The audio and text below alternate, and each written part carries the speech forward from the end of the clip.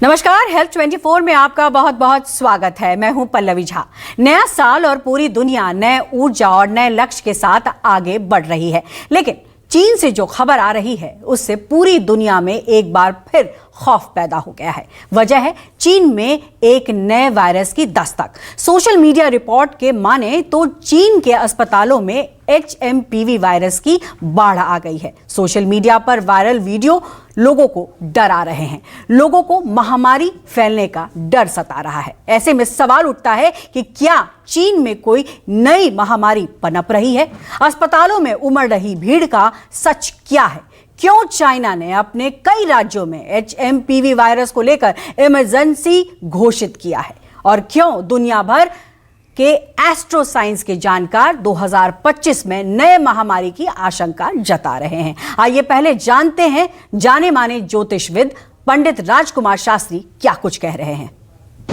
यह वर्ष जब हम बात करते हैं 2025 की, तो अंक ज्योतिष के अनुसार यह है मंगल का वर्ष बनता है, मंगल का अंक बनता है, क्योंकि 9 अंक मंगल का है। तो जो ग्रहों की स्थिति बन रही है, और सबसे बड़ी बात यह है जो सबसे दोषपूर्ण योग होते हैं वो होता है खप्पर योग।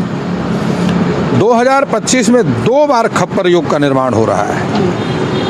यह सारी जो स्थितियां हैं ग्रहों की, वह बहुत अच्छा शुभ संकेत नहीं है, क्योंकि मंगल और सूर्य का वर्ष रहेगा। मंगल अग्निकारक ग्रह है, सूर्य भी अग्निकारक ग्रह है, तो अग्नि तत्व की वृद्धि रहेगी। और अग्नि तत्व की वृद्धि होगी, राहु का राशि परिवर्तन होगा तो आंतरिक बीमारियों को पैदा करता है। जिस प्रकार से कोरोना की बीमारी वो राहु का वर्ष था, और इस वर्ष भी राहु का राशि परिवर्तन 18 महीने के बाद हो रहा है और शनि की राशि पर हो रहा है। शनि की राशि कुंभ राशि पर हो रहा है, और शनि जो है वो राहु का नैसर्गिक मित्र ग्रह है। तो अनेक प्रकार से स्वास्थ्य से जुड़ी हुई बीमारी नहीं, आप महामारी कहिए तो ज़्यादा ठीक रहेगा। महामारी का योग बनता है। तो आपने सुना ज्योतिषविद क्या कह रहे हैं, लेकिन आपको हम यहाँ स्पष्ट कर देना चाहते हैं कि हमारा मकसद किसी भी तरीके से आपको डराना नहीं है, बल्कि अलर्ट करना है। क्योंकि चाइना की धोखेबाजी से हम परिचित हैं, जिसका ताजा उदाहरण कोरोना था, और आज भी चाइना HMPV वायरस को लेकर गोल मटोल बातें कर रहा है। ऐसे में हमारी सरकार ने भी एक बड़ी बैठक की और ये साफ कर दिया कि भारत में इसका खतरा फिलहाल नहीं है, लेकिन WHO से ये मांग की है कि इस वायरस के बारे में सही और सटीक जानकारी समय समय पर दी जाए। तो इसी कड़ी में न्यूज़ 24 आपको नए वायरस की सच्चाई और बचाव के लिए देश के एक्सपर्ट डॉक्टरों का बड़ा पैनल लेकर आया है, और उनसे समझेगा कि आखिर ये बीमारी है क्या और किस तरीके से आगे बढ़ सकती है। तो आइए सीधे हम रुख करते हैं अपने तमाम गेस्ट का, उनका हम तारुफ कराएंगे। और हमारे साथ 3 एक्सपर्ट जुड़ गए हैं। एक हमारे साथ जुड़े हैं डॉक्टर नीरज निश्चल, जो कि एम्स के प्रोफेसर हैं। आइए सीधे पहले उनका रुख करते हैं। डॉक्टर नीरज निश्चल, बहुत बहुत स्वागत है आपका। और जिस तरीके से हमने ये पूरी खबर दिखाई है, हमारा ये बिल्कुल मकसद नहीं है कि लोग डरे, बल्कि लोग सचेत हों, इसके बारे में सही और सटीक जानकारी उन तक पहुंचे। इसीलिए सबसे पहले मैं आपका रुख कर रही हूं और आपसे समझना चाहती हूं कि HMPV वायरस आखिर है क्या, और ये किस तरीके से बच्चों में खास करके या जिस भी वर्ग में ये फैल रहा है वो क्यों फैल रहा है? देखिए, कोई जो विंटर सीजन होता है, इस सीजन में एक्चुअली जो ट्रैवल पूरे वर्ल्ड अक्रॉस द वर्ल्ड शुरू होता है, क्योंकि मोस्टली वेकेशन का टाइम होता है, चाहे क्रिसमस हो, न्यू ईयर हो, उसमें पार्टीज होती हैं। और जो विंटर का समय होता है वो ऐसे रेस्पिरेटरी वायरस के फैलने में काफ़ी मददगार साबित होता है, क्योंकि हवा ठंडी होती है, ड्राई होती है, और एक अच्छा ट्रांसमिशन का मीडियम बन जाता है। तो हम चाहे किसी भी वायरस की बात करें, जो भी ये रेस्पिरेटरी वायरस है, ये मोस्टली सेल्फ लिमिटिंग होते हैं। आपने एक पर्टिकुलर कंट्री के बारे में बात की, वहाँ का इंफॉर्मेशन क्या है हमें नहीं पता है। तो ये अगर ये सही भी है, तो ये जो हम बात कर रहे हैं ह्यूमन मेटान्यूमो वायरस की, वो नॉर्मल रेस्पिरेटरी वायरस की तरह ही है, जो सेल्फ लिमिटिंग होता है। जो सिम्टम्स होंगे वो कॉमन फ्लू कोल्ड की तरह ही होते हैं, फीवर, कफ, कोल्ड, उस तरह के सिम्टम्स ही होते हैं, और सेल्फ लिमिटिंग होता है। ऑफ कोर्स जो वल्नरेबल पॉपुलेशन है उसमें किसी भी तरह का इन्फेक्शन रिस्की होता है, तो इस उस तर्ज पे ये वायरस कोई अलग नहीं है। तो मैं कहूंगा ये नॉर्मल जो सीजनल फ्लू की तरह ये वायरस है, बट वल्नरेबल लोगों में ये परेशानी कर सकता है, जो कि एक नोन फैक्ट है। और अच्छी बात है कि हमने कोई ऐसा केस अभी तक ऐसा कहें कि हमारे हॉस्पिटल्स में केसों का नंबर बढ़ गया है, एडमिशन वाले केसेस बढ़ गए हैं, आईसीयू वाले केसेस बढ़ गए, ऐसा कुछ भी नहीं है। तो मैं कहूँगा कोविड एक अलग सिचुएशन था, लेकिन ये जो वायरस है वैसा कुछ ऐसा नहीं होना चाहिए। बट कोविड ने हमें सिखाया कि हमें सतर्क रहना है, प्रिवेंटिव रखना है। एंड आई एम श्योर जो एडमिनिस्ट्रेशन है, जो अथॉरिटीज हैं, वो इस सिचुएशन पे नजर बनाए हुए हैं और सर्विलेंस हमारा काफी स्ट्रांग होगा। एक बहुत अच्छी और बहुत महत्वपूर्ण बात आपने कही कि देखिए कोविड जैसा सिचुएशन नहीं है, लेकिन हमें सतर्क रहने की ज़रूरत है, क्योंकि इसके बारे में जिस भी कंट्री में ये फैला है, चाइना में ये फैला है, उसने जानकारी बहुत ज़्यादा साझा नहीं की। लेकिन डॉक्टर, HMPV वायरस का जब हम जिक्र कर रहे हैं, आपने बोला देखिए रेस्पिरेटरी दिक्कतों का सामना करना पड़ता है और ये जो है वायरस, इसके बारे में जानकारी भी है। तो इसके बारे में कब से जानकारी हमारे पास मौजूद है? और क्योंकि इस बात की भी चर्चा की गई कि ऐसे वायरस का म्यूटेशन जब होता है तो वो कई बार खतरनाक भी हो सकता है और कई बार नहीं भी हो सकता है। तो इसके बारे में थोड़ा हमें समझाइए कि HMPV वायरस जो है वो कब से हमारी जानकारी में है और ये कोविड से क्यों अलग है?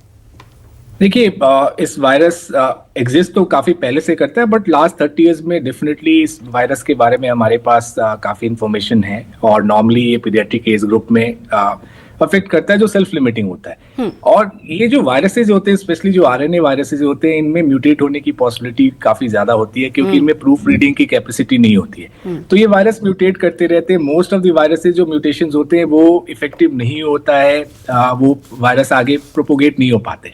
बट कुछ म्यूटेशंस हैं जो सिलेक्टिव एडवांटेज दे, चाहे उनके सर्वाइवल एडवांटेज दे, उनका मल्टीप्लिकेशन में एडवांटेज दे, होस्ट के साथ एक अच्छा तालमेल बैठाने में हेल्प करे, ऐसे म्यूटेशंस यूजुअली सिलेक्ट होते हैं।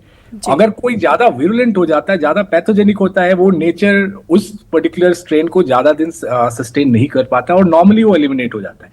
तो ये एक सर्वाइवल की लड़ाई है। जैसे कोविड में हमने देखा था, वायरस म्यूटेट होते रहेंगे और म्यूटेशन नॉर्मली वही सिलेक्ट होगा जो होस्ट और जो पैथोजन है वो एक दूसरे के साथ को एग्जिस्ट कर पाए। अगर क्योंकि वायरस हमारे बॉडी के बाहर ये सर्वाइव नहीं कर सकता है, तो म्यूटेट होकर अगर हमें मारेगा तो of course it will not be selected. तो मैं कहूंगा कि ये नेचर का एक रूल है, सर्वाइवल ऑफ द फिटेस्ट का। म्यूटेशंस होते रहेंगे, जिसमें भी सर्वाइवल एडवांटेज होगा वो सिलेक्ट होगा। तो मैं ये नहीं कहूंगा कि वायरस बहुत ज्यादा म्यूटेट कर रहा है और हमें खतरनाक स्ट्रेन की एक्सपेक्टेशंस है, बट यस, ये नेचुरल प्रोसेस है म्यूटेशन। बिल्कुल। और वैसे भी HMPV वायरस की जानकारी पहले से थोड़ी बहुत मौजूद भी है डॉक्टर, तो शायद ये एक प्लस पॉइंट भी है कि जैसे कोविड की जानकारी बिल्कुल भी नहीं थी, थोड़ी बहुत थी, लेकिन जिस तरीके से वो फैला उसमें कहीं ना कहीं जानकारी की भी अभाव था और समय कम था, इसलिए आप जैसे डॉक्टरों ने बहुत मेहनत की और इससे हम पार पा चुके हैं। लेकिन अगर हम मैं डॉक्टर सुबोध गुप्ता जी का रुख करना चाहूँगी।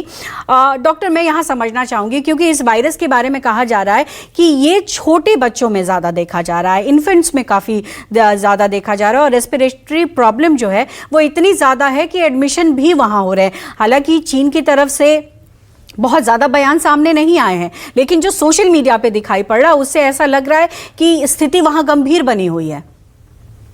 सबसे पहले तो मैं अपना नाम थोड़ा करेक्ट करना चाहूंगा कि मेरा नाम डॉक्टर सुरेश गुप्ता है, सुबोध गुप्ता नहीं। जी जी जी जी।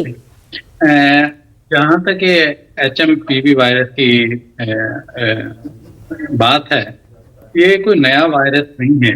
इसको हम पिछले 20-25 साल से देख रहे हैं। And generally beginning of the winter में आता है एंड छोटे बच्चों में जनरली ज्यादा होता है। और मोस्ट ऑफ द टाइम ये वायरस जैसे सिंपल कफ एंड कोल्ड होता है, नाक बंद हो गया, नाक बहना, हल्का बुखार आना, हल्की खांसी होना, अधिकतर केसेस में इस स्थिति तक ही सीमित रहता है जी। कुछ केसेस में होता है कि ये निमोनिया की और लोअर रेस्पिरेटरी ट्रैक्ट की स्थिति में जा सकता है। उस केस में बच्चे को कई बार हॉस्पिटलाइज भी करना पड़ता है। किसी बच्चे को ऑक्सीजन की जरूरत भी पड़ सकती है।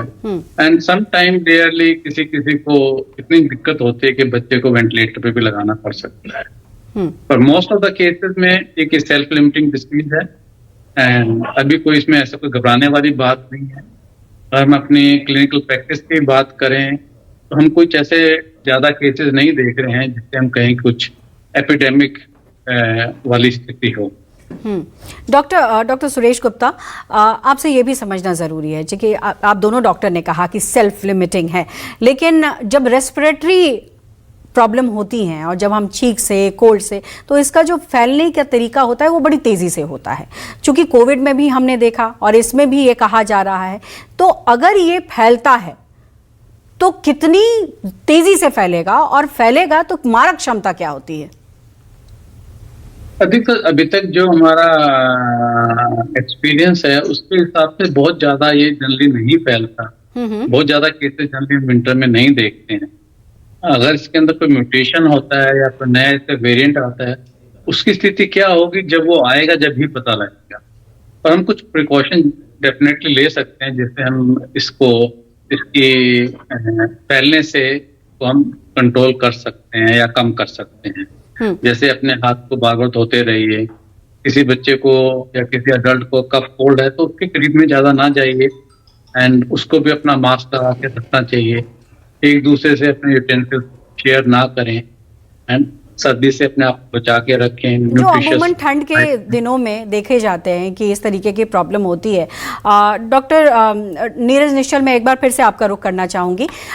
शुरुआत में आपने कहा कि देखिए विंटर सीजन है, भारत में भी उत्तर भारत में इस वक्त सर्दियां पड़ रही है, और चाइना की अगर हम बात की जाए तो चाइना के जहां जहां प्रांत में इस वक्त सर्दी है वहां पर ही इस तरीके की बीमारी देखने को मिल रही है। तो इसीलिए कहीं ना कहीं मन में एक घबराहट ज़रूर है। तो इसको समझाइए कि अगर इस तरीके के वायरस को अगर देखा भी जाता है तो किस तरीके से प्रिकॉशन लेने की ज़रूरत है, और साथ ही साथ ये भी समझाएं कि अगर HMPV वायरस के बारे में जानकारी है तो ये इन्फ्लुएंजा या फ्लू जैसी बीमारियां जो होती हैं उनसे कैसे अलग है, क्योंकि फ्लू की तो वैक्सीन मौजूद है। देखिए, कोविड ने हमें सिखाया कि जितने भी ये वायरल इलनेसेस हैं जो रेस्पिरेटरी ट्रैक्ट के थ्रू फैलते हैं, उनका प्रिकॉशन बहुत सिंपल है। तो अगर आप बीमार है तो डेफिनेटली अपने आप को आइसोलेट करने की कोशिश कीजिए। स्पेशली जो वल्नरेबल पॉपुलेशन है उनसे तो आप बिल्कुल अलग रहे, चाहे जिसके घर में अगर कोई कोमॉर्बिड कंडीशन वाले लोग हैं, किसी को रेस्पिरेटरी इलनेस पहले से ही COPD, एस्थमा टाइप की परेशानियां हैं, उनसे आप अलग रहें। हैंड हाइजीन के बारे में डॉक्टर सुरेश ने अभी बताया हमें। उसके अलावा मास्क पहनने की आदत एक अच्छी आदत है, स्पेशली आप भीड़ भाड़ के इलाके में जा रहे हैं, स्पेशली अभी जब फेस्टिव सीजन है। मैं कहूंगा कि न्यू ईयर के समय लोग पार्टी मोड में होते हैं, तो अगर जहाँ पे अननोन लोगों के बीच में आपको जाना है वहां जहां तक पॉसिबल हो आप मास्क पहन के जाएं। कॉफ, मैं कहूंगा कॉफ को अगर ढंग से हैंडल करें, खांसने का तरीका हम ढंग से हैंडल करें, तो सिर्फ ये वायरल इन्फेक्शन ही नहीं, ढेर सारे और इन्फेक्शन जो इसके रास्ते से फैलते हैं उनको भी हम प्रिवेंट कर सकते हैं। हैंड हाइजीन जो सबसे जरूरी है। तो जो चीज हमने कोविड में किया अपने आप को बचाने के लिए, वो इस तरह के सारे जो इलनेसेस हैं उसमें उतने ही कारगर होते हैं। और जहां तक ठंड के मौसम में हम देखते हैं कि लोग एक बंद कमरे में ज्यादा रहना पसंद करते हैं, और मैंने जैसे कहा कि ठंडी हवा जो होती है वो ड्राई होती है, और ड्राई एयर में इस तरह के जो वायरसेस है उनका ट्रांसमिशन ज्यादा इफेक्टिव होता है, ऐसा माना जाता है। तो इसलिए ठंड के मौसम में स्पेशली जो विंटर सीजन है, वैसे में इस तरह के जो रेस्पिरेटरी इन्फेक्शंस है वो काफी कॉमन होते हैं। जहां तक सिम्टम्स की बात है, ये कॉमन कोल्ड और फ्लू से कैसे डिफरेंट है, तो सिम्टम्स में कोई खास डिफरेंस नहीं है। प्रेजेंटेशन ऑलमोस्ट सिमिलर होता है। आपको राइनाइटिस हो सकता है, यानी नाक बह सकता है, नाक ब्लॉक हो सकता है, खांसी आ सकती है, बुखार के साथ बॉडी एक और इस तरह के सिम्टम्स आ सकते हैं। और बहुत रेयर सिचुएशन में जो है लोअर रेस्पिरेटरी ट्रैक्ट यानी कि निमोनिया के फॉर्म में ये आ सकते हैं, बट वो एक रेयर प्रेजेंटेशन है। बिल्कुल। और इसी बीच हमारे साथ डॉक्टर विनी कंत्रू भी जुड़ गई हैं। बहुत बहुत स्वागत है आपका मैम। और जिसको लेकर अभी चर्चा हो रही है वो है चीन में जिस तरीके से HMPV वायरस बढ़ा है, उसका कहीं ना कहीं एक संकेत दिखाई पड़ता है कि क्या फिर से चाइना कुछ चीज़ों को छुपा रहा है और जो आने वाले समय में महामारी का रूप ले ले। तो आप हमें समझाइए कि ये महामारी का रूप ले सकता है, नहीं ले सकता है, किस तरीके से निगरानी रखने की ज़रूरत है, क्योंकि भारत सरकार भी इस पर लगातार पैनी नज़र बनाए हुए है। जी देखिए, ये जो वायरस है 2001 से सर्कुलेशन में है। ऐसा नहीं है कि कोई नया वायरस है, लेकिन जो खबर आ रही है चाइना से कि काफ़ी ज़्यादा स्तर पे केसेस मिल रहे हैं, तो इस तरह के केसेस विंटर में अक्सर बढ़ जाते हैं। अगर देखा जाए कि पॉपुलेशन कितनी ज़्यादा है हमारे भारत देश में, वो तो ऑफ कोर्स हम नंबर 1 है पूरे विश्व में। तो ऑब्वियसली जो हमारी एल्डरली पॉपुलेशन है और जो बच्चे हैं, तो उनको ज्यादा ससेप्टेबिलिटी है, यानी कि वो ज्यादा प्रोन है वायरल इन्फेक्शंस के। लेकिन इस समय मुझे ऐसा नहीं लग रहा है कि कोई घबराने वाली बात है, क्योंकि यदि ऐसा होता भी है तो हमारे पास सारे जो प्रोसेसेस हैं काफी रोबस्ट हैं। स्पेशली कोविड-19 के बाद हमारे जितने भी सिस्टम्स है, हेल्थ सिस्टम्स है, हेल्थ केयर जो हमारे प्रोफेशनल्स भी हैं एज वेल एज जो हमारी जितनी भी योजनाएं बनी हैं वो काफी रोबस्ट है किसी भी एपिडेमिक को अच्छे तरीके से फेस करने के लिए। लेकिन बिल्कुल डॉक्टर, इसमें कोई दो राय नहीं है कि कोविड के बाद से सारे सिस्टम में एक तरीके से बड़ा बदलाव आया और कहीं ना कहीं ऐसी बीमारियों से लड़ने की जो क्षमता है वो भारत के पास अब बहुत ज़्यादा अधिक है। ऐसे में एक बार डॉक्टर सुरेश गुप्ता का फिर से मैं रुख करना चाहूँगी। डॉक्टर गुप्ता, चूंकि बच्चों की बात है कि इन्फेंट में ज़्यादा हम देख रहे हैं, 5 साल के कम उम्र के बच्चों में देख रहे हैं, और चूंकि अब थोड़े दिनों में स्कूल्स भी खुल जाएंगे, उत्तर भारत में बहुत ज़्यादा ठंड भी पड़ रही है, तो बच्चे जो है इस वक्त वायरल फीवर से तो ग्रसित है ही हैं, बहुत सारे ऐसे भी जैसे हमने फ्लू की बात की उस तरीके की बीमारी के भी चपेट में आ रहे हैं। तो जो फ्लू के वैक्सीन्स होते हैं इस वक्त लगाना ठीक रहेगा, नहीं रहेगा? क्या कुछ जानकारी आप लोगों को देना चाहेंगे, क्योंकि एक प्रिकॉशनरी तौर पर भी फ्लू के इंजेक्शंस लिए जाते हैं।